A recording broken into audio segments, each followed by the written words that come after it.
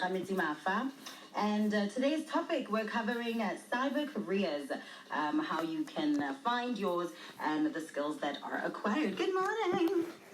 Morning. How are you? How are you? I'm good. How are you? I'm good. What a great morning. Yes, it is. I am actually quite exhausted. I hung out with my dad yesterday, and yeah, how are you? How was your Saturday?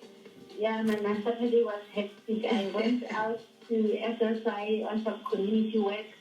I mean, IT is very interesting. Okay. We went there to engage with the young leaders. We had about 6 of them in attendance on how to be a responsible citizen digitally. Please. Citizenship, which was such an interesting topic. Oh, you have to invite me to the next one, please. That's what we are all about. Yes, yes. No, I would love to attend the next one. Yes. Yes, so today we are covering careers in the cyber world. Yes, yes. So please take control. So many careers await each one of us in the cyber space. And as our team continues to say, do your part, hashtag be cyber smart.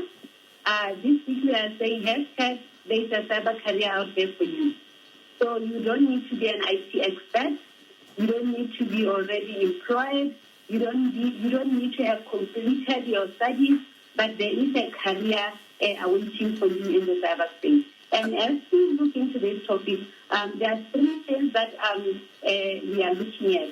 Goal number 1, educating the public about the demand, opportunities, and multiple career options available within cybersecurity. Because sometimes people think it's for the IT experts only. Yes. Some people think it doesn't affect me. But like the topic that I'm talking to that we had yesterday with Isaac Hakaboroni chapter, yes. We are saying if you are digitally connected, then you are a citizen who is digital.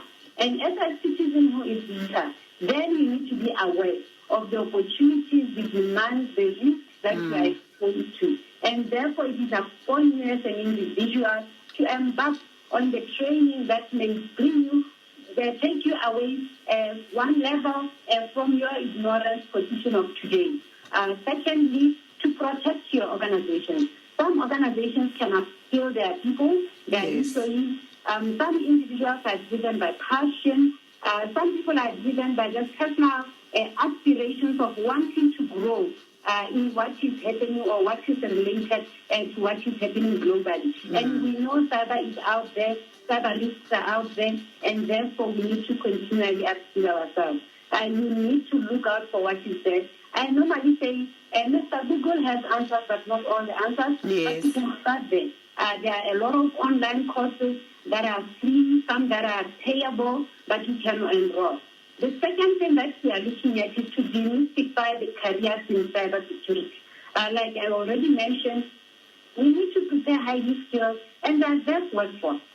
You don't want an HR professional, for instance, who is not aware of the cyber risks that they are exposed to. So sometimes you just need to have cybersecurity awareness course, and not necessarily go and certify, but you need to be aware as soon as you open your laptop, you are exposed. As soon as you are able to communicate with your peer who is sitting at home, you are exposed. We bring password policies in organizations. Right now, we are talking Data Protection Act, which is out there. Yes. You know, as a country, we have Cyber Security Act. We have both protection of personal information acts that are coming. I mean, there's a lot that is coming. Of course. Therefore, we need to break away from being ignorant people, especially in the workforce. Perfect. We need to develop highly skilled and diverse workforce to be able to support the programs that we have, and just for effective delivery of what we are doing in the various organizations. And even at home, remember I mentioned when we started that we need to have family tech talk. Yes, with you friends, did. With our kids, with our spouses, with anyone. We need to just engage in this talk. Yes. Talking about finding your career, is it easy to switch careers when you want to go into the cyber career force? It's not easy, but it's also easy. Yeah. And I'm saying it's easy and it's not easy because sometimes you think, well, I already completed my degree in chemical engineering. Yes. I completed my degree in political science. Yes. So how do I really switch? So switching is a step-by-step effort that each one of us needs to do. If you really want to switch, then you start by finding out the right course for you, and then you start enrolling. At that time, especially when you are working, you need to create time. It's all about creating time and space for you. And normally people who switch careers are driven by the love for where they are going. They are looking into the future, not into what they are currently doing. So if you are looking into the future and you want to switch the career, you start now by looking at what is it that I want to do. How do I want to look like in the future? And once you have that mindset, it becomes easy. Yes. When you don't have a lot of things that distract you, you remain focused. And sometimes you need to get the right network. Sometimes we network with the wrong people. Sometimes we network with people who have a lot of doubt about what you want to do. But generally, when you have this thing in you, when you have that niche in you, you can do it. So in terms of cyber career, there are a lot of organizations out there online that can give you what you need. You can go online and Google Udemy. You can go Coursera. Locally, we have a lot of institutions that you can also find out if they are offering any cyber-related courses. I know we have a lot of private institutions. I cannot name any one of them, but we have a lot of them even locally. We have experts in our organizations, and we have experts in the private sector that you can talk to and find out what is there, what you need to do. Perfect. But don't just sit there and say, I'm thinking, because thinking never ends. Yes. So where does one get the time and money? Because, I mean, this is obviously the last question I can ask because we have about a minute. So, yes, where does one get the time and the money? You create the time, my dear. I'm a fan of personal development. Yes. And most people ask me where I get the time. Man, I have 24 hours that each one of us has, and I don't sleep. I mean, sometimes I find myself sitting there and thinking, do I really need to do this to myself?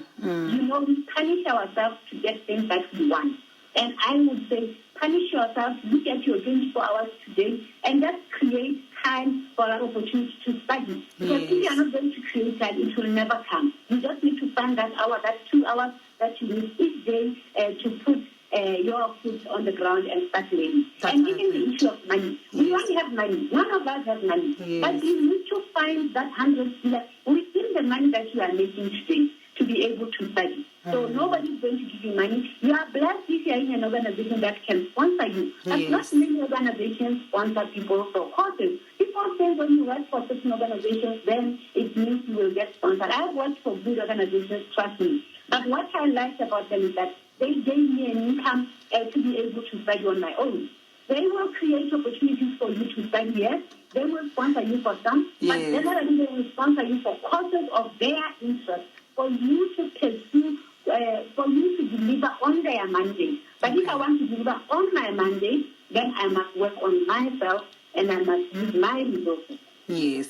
So obviously now we just had like 5 minutes of time today because of me. But what are we going to be talking about next week so that we can let the listener know? Next week, cybersecurity first. Cybersecurity? Cybersecurity first. Oh, perfect. Cybersecurity must come first. Emma. All right. That's the message. Thank you. Thank you so much for spending some time with me. See you next week Sunday. Thank you, Emma. Emma, bye.